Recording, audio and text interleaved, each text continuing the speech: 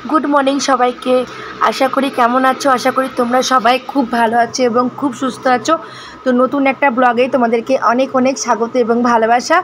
तो दिदी बाड़ीतेई आछि गृहप्रवेशेर परेर दिन सकालबेला रात्रि थेके खूब बिस्टी होच्छे एखाने।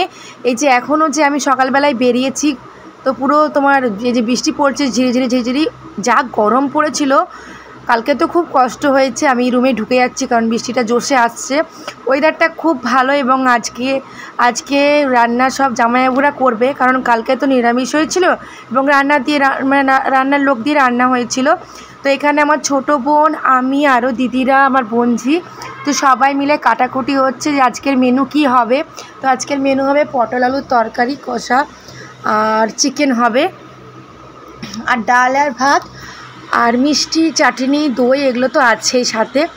তো প্রায় 4 কেজি চিকেন হবে কারণ 20 জনের মতো লোক আছি আমরা সবাই, মানে বাড়িরই ফ্যামিলি মেম্বার সবাই।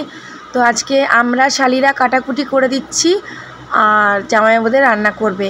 তো আমি কি করেছি, জামাইবাবুরা রান্না করছে, আমি স্নান করার আগে খেতে যাচ্ছি কারণ দিদিদের খেতে তো তোমাদের দেখিয়েছিলাম অনেক সবজি আছে বাড়ি নিয়ে আসবো ওই জন্য। তো খেতে যাই, দেখি কি কি সবজি আছে, কটা নিয়ে নিই, ব্যাগে করে নিয়ে যাব বাড়ি, টাটকা ফ্রেশ সবজি। সেই জন্য দেখো চলে এসেছি, কুঁদরি তুলছি। তো কুঁদরি তুলতে গেলে আমাকে জমির মাঝখানে যেতে হবে আর জমির মাঝখানে চলে এসেছি আমি আর আমার ছোটো বোনের মেয়ে। তো বসে বসে তুলতে হচ্ছে, সত্যিই খুব কষ্টকর ব্যাপার আর প্রচুর কুঁদরি ধরেছে। এদিকে দেখো লাল লোটে শাক আছে, খেটা শাক আছে আর বরবটি দুটো নেব। এত কিছু সবজি তো বয়ে নিয়ে যেতে পারবো না, তো কেজিখানে কুঁদরি তুলবো আর একটু বরবটি নেব। আমার বোনও নিচ্ছে, আমার মাও তুলছে, সবাই বাড়ি নিয়ে যাবে কারণ বড়দিদের তো খুব চাষের উপর নির্ভর পুরো ওদের। তো আমার জামাইবাবুরা ইয়ার্কি মারছে যে আমার শালিরা মনে হয় আজকে সব সবজি তুলে নিল। যা সবজি আছে আমার মাও তুলে দিচ্ছে, আমাকে হেল্প করে দিচ্ছে, বলছে তুই কুঁদরিগুলো ঠিক তুলতে পারছিস না, তুই বুড়োগুলো তুলছিস। তো মা কচি কচি ফ্রেশ, আসলে না পা ব্যথা হয়ে যাচ্ছে, জমিতে বৃষ্টি হয়েছে তো কাদা, তো ঠিক করে না সবজি তোলাও যাচ্ছে না, আমরা বসে যাচ্ছি পুরো হাঁপিয়ে যাচ্ছি। তো তারপর চলে গেলাম বরবটির আমি খেতে, যেটা আমরা লাফা বলি বা বরবটিও বলা যায়, দুটোই বলা যায়। দিদিরা বলছে এটা বরবটি কিন্তু আমি বলছি এটা লাফা। সো যাই হোক, তো আমি লাফাতেই ঢুকেছি বরবটির, দেখি বরবটি কি পাই। তো বোন আমার আসার আগেই বোন কেজি 2 তুলে নিয়েছে এখান থেকে।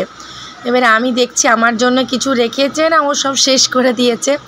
তো দেখো আমাকে তোমরা দেখতেই পাবে না, এত উঁচুতে মাচা করে আছে সব জমিতে, তার দিয়ে তো আমি পুরো ঢাকা পড়ে গেছি। এই দেখো আমি তুলছি, সব একটা একটা করে পাচ্ছি আর তুলছি।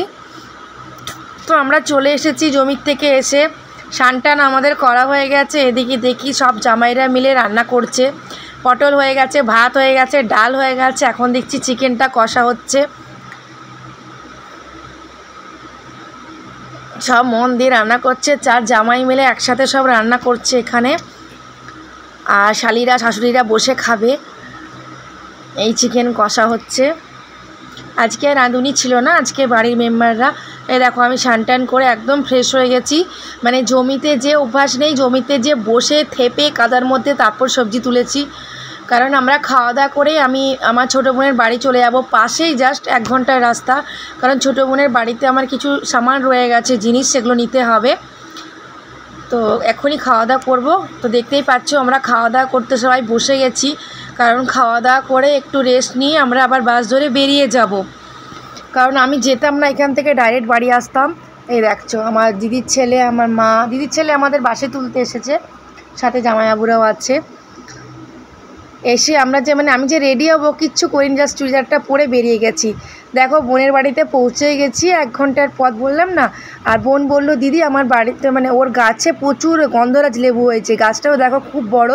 তো বোন বললো গোটা 10 লেবু তুলে দিচ্ছি, নিয়ে যা। আর গাছটা না বিশাল বড়, প্রচুর লেবু হয়, আমি অনেকবার নিয়ে এসেছি গাছটা, লেবুগুলো বেশ গন্ধ। আমি বললাম বেশি না, গোটা 10 নেব। তো গন্ধরাজ লেবু ও তুলছে আর আমি ক্যামেরা নিয়ে যাচ্ছি। গাছটা এত বড় আর এত কাটা না, খুব সাবধানে তুলতে হবে। গাছটা অনেক পুরনো তো, আর প্রচুর কাটা। বোন বলছিল কাঁঠাল নিয়ে যেতে, তো আমি বললাম না কাঁঠাল নিয়ে যাবো না, কাঁঠাল মা দেবে। আসলে এত দূর থেকে বওয়াটা না খুব রিস্ক, প্রচণ্ড রিস্ক। সামনে রাস্তা হলে সব কিছু বয়ে নেওয়া যায়, কিন্তু এত দূর থেকে ইচ্ছে হলো। আমাকে দেখো আমি শুয়েছিলাম, কারণ খেয়ে না খেয়ে বাসে এসেছিলাম, প্রচণ্ড বমি লাগছিল আমার, বাসে শরীরটা খারাপ লাগছিল।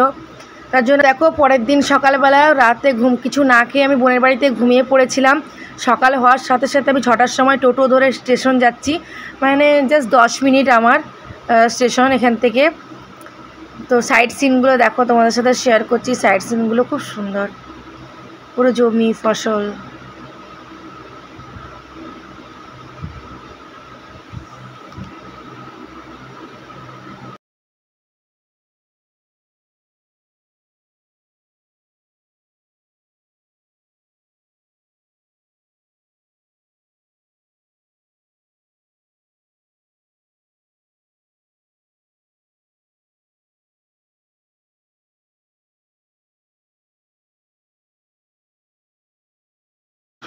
তারপরে দেখো ট্রেনে উঠে পড়েছি।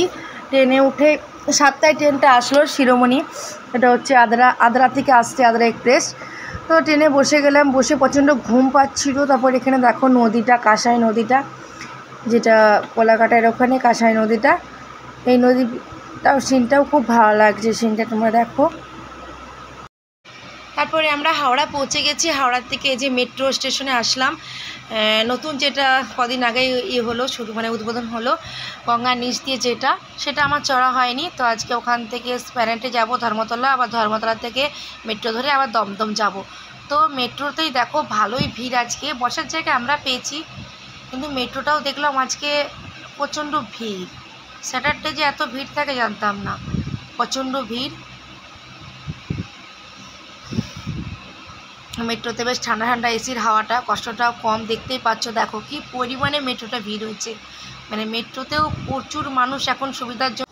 তো আমিও বাড়িও পৌঁছে গেলাম, এবার নেমে পড়েছি, এবার বাড়ি চলে যাব। তো ভিডিওটা এখানেই শেষ করছি বন্ধুরা, সবাই ভালো থেকো, সুস্থ থেকো, বাই।